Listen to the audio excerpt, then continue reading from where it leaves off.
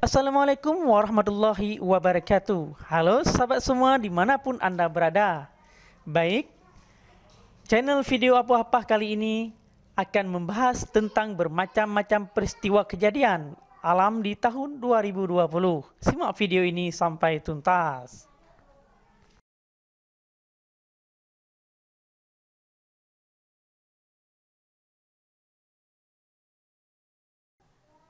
Faktor iklim adalah salah satu faktor yang mempengaruhi perubahan ruang dan interaksi antar ruang akibat faktor alam negara-negara ASEAN.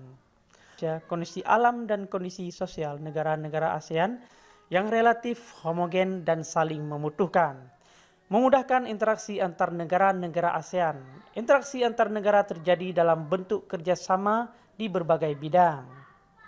Faktor iklim yang mempengaruhi perubahan ruang dan interaksi antar ruang negara-negara ASEAN adalah faktor iklim, yaitu iklim matahari, iklim muson, dan iklim fisis. Lokasi negara-negara ASEAN yang berada di antar benua Asia dan benua Australia menyebabkan wilayah ini memiliki pola arah angin yang bergantian setiap setengah tahun sekali. Angin ini disebut angin muson. Angin ini disebut dengan angin muson timur dan angin muson barat. Masing-masing angin tersebut menyebabkan terjadinya musim kemarau dan musim penghujan. Iklim yang dipengaruhi tiupan angin muson disebut iklim muson. Wilayah negara-negara ASEAN juga dipengaruhi oleh iklim fisis. Iklim fisis dipengaruhi keadaan fisik suatu wilayah seperti perairan laut, pergunungan, dan dataran. Berdasarkan kondisi iklim, matahari, muson atau fisis, hampir seluruh negara ASEAN memiliki kesamaan kondisi. Kondisi iklim yang sama ini membuat negara-negara di ASEAN ini bekerja sama atau bahu-membahu untuk saling membantu. Kondisi alam dan kondisi sosial negara-negara ASEAN yang relatif homogen dan saling membutuhkan, memudahkan interaksi antar negara-negara ASEAN. Interaksi antar negara terjadi dalam bentuk kerjasama di berbagai bidang. Faktor iklim yang mempengaruhi perubahan ruang dan interaksi antar ruang negara-negara ASEAN adalah faktor iklim, yaitu iklim matahari, iklim muson, dan iklim fisis.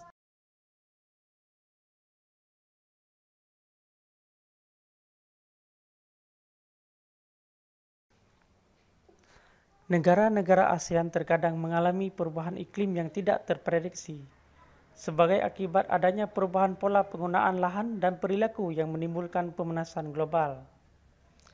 Perubahan iklim ini memicu terjadinya bencana alam klimatik atau bencana alam yang disebabkan kerusakan faktor-faktor iklim.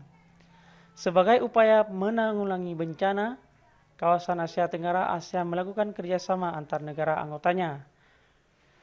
Contoh kerjasama ASEAN menanggulangi bencana klimatik adalah saat kebakaran hutan hebat di Sumatera pada tahun 2015.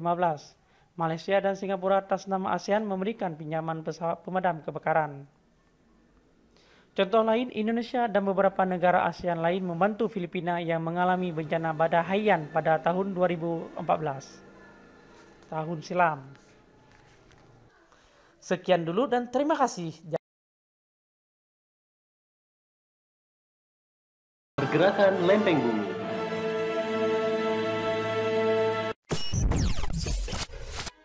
Keindahan alam yang kita lihat selama ini seperti pegunungan, air terjun, lembah ataupun ngarai merupakan suatu bentuk fenomena alam yang bersifat variatif dan dinamis.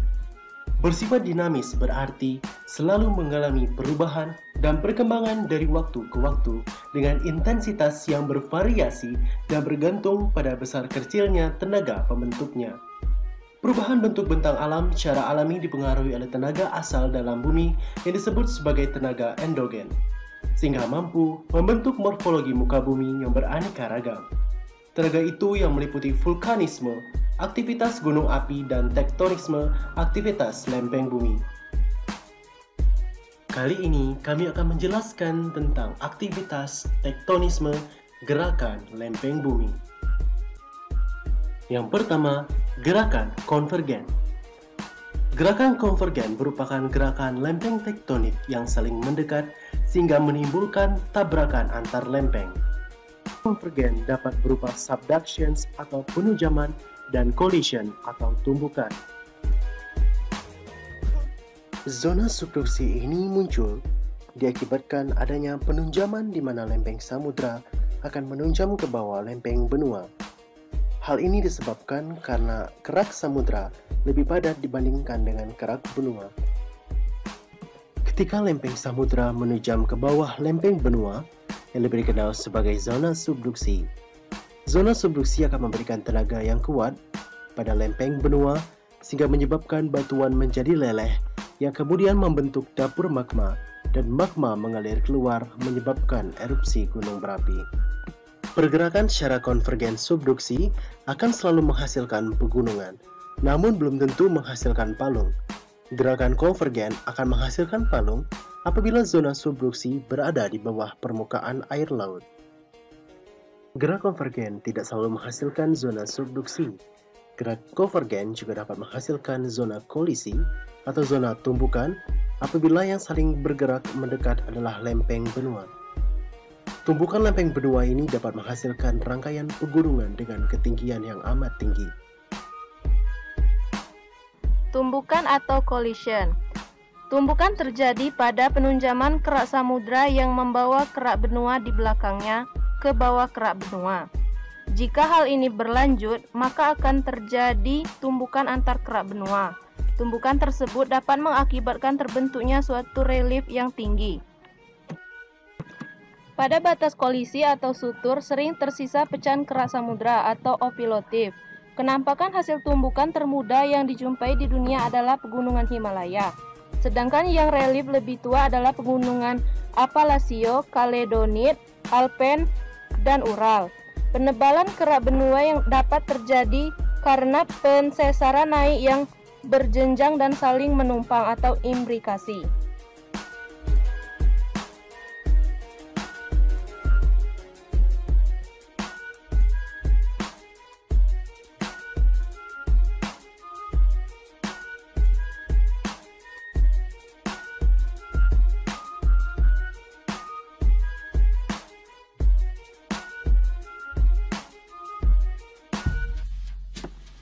Divergen. Divergen adalah pergerakan lempeng tektonik yang saling menjauh satu sama lainnya, break apart atau terpecah. Salah satu contoh divergen yaitu transkursion atau pemisahan lempeng. Ketika lempeng tektonik terpecah, lapisan litosfer menipis dan akan terbelah membentuk batas divergen. Bila pergerakan ini terjadi pada lempeng samudra, akan menyebabkan pemekaran lempeng samudra yang menghasilkan palung laut. Namun, bila pergerakan terjadi pada permukaan lempeng benua, maka akan menghasilkan lembah retakan akibat kedua lempeng saling berjauhan.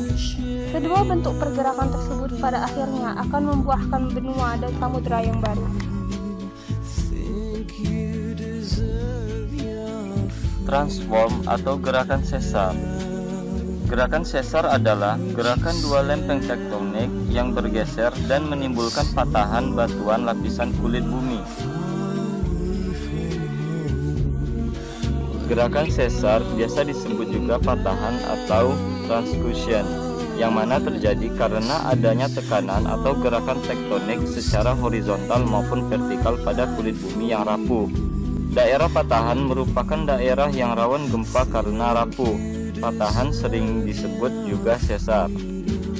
Patahan terjadi ketika suatu batuan mengalami retakan terlebih dahulu, yang kejadian ini berkaitan erat dengan tekanan dan kekuatan batuan yang mendapatkan gaya sehingga timbul adanya retakan atau fraktur. Tekanan yang diberikan mampu memberikan perubahan pada batuan dengan waktu yang sangat lama dan hingga memberikan gerakan sebesar 100 cm dan bahkan sampai beberapa meter.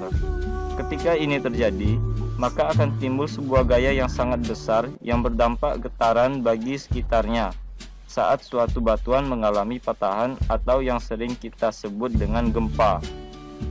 Arah pergerakan pada suatu patahan tergantung pada kekuatan batuan. Patahan diakibatkan oleh batuan yang ditekankan atau mendapatkan gaya yang pada umumnya dalam bentuk tekanan. Pada umumnya membentuk lipatan, yang kemudian batuan dapat pecah.